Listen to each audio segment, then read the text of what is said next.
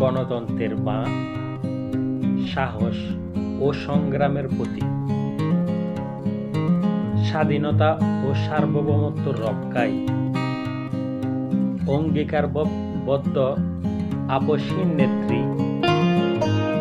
দেশনেত্রী বেগম খালেদা জিয়ার মৃত্যুতে গভীর শোক প্রকাশ ও সহমর্মিতা জানাতে বিএনপির ভারপ্রাপ্ত চেয়ারম্যান জনাব তারেক রহমানের সঙ্গে সৌজন্য সাক্ষাৎ করেন বাংলাদেশ জামাত ইসলামীর আমির ডক্টর শফিকুর রহমান।